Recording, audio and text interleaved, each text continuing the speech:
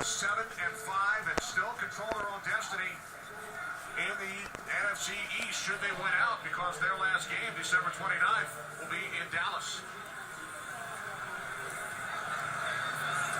Last time the Eagles had 3 touchdowns from tight ends in one game. You have to go all the way back to September of '89. Keith Jackson had all 3 in a game against Washington. Great job by our entire crew here at Philadelphia, led by producer Barry Landis, director Brian Lilly, associate director Eric Bandy, broadcast associate Paul Marlborough, technical producer Sid Trexler, technical director Chris Castro, pregame show produced by Bill Richards, directed by Stephanie Medina.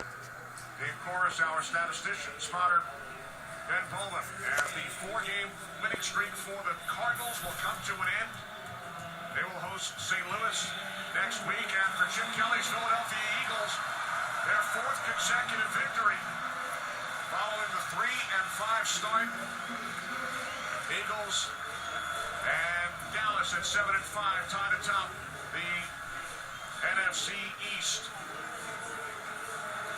So, for Darryl Johnston and Tony Saragusa, this is Kenny Albert.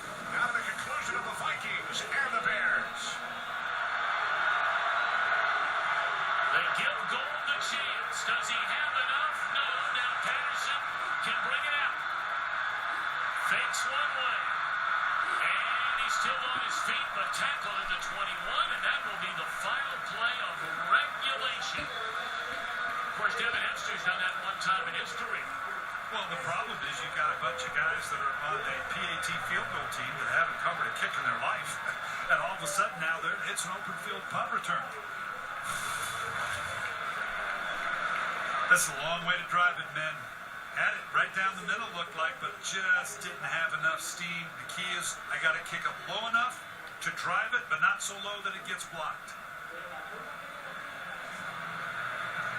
I held my breath the whole time this guy had the ball in his hand until one of those big linemen bring him down. That was a guy with a long snap, Patrick Manley, who is the franchise Bears record holder for seasons played and games played for the Bears in the history of their great franchise.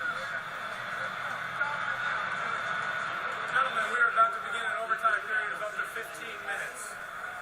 It's sudden death unless the first team to possess kicks a field goal, in which case their opponent will have an opportunity to possess the ball. If at the end of that 15-minute period it is tied, the game will end in a tie. 2 timeouts per team, and all the reviews are handled by the replay official up in the booth. Chicago, you get to call the cut toss, that's heads and tails. They would like heads. And it is heads, they will take the ball.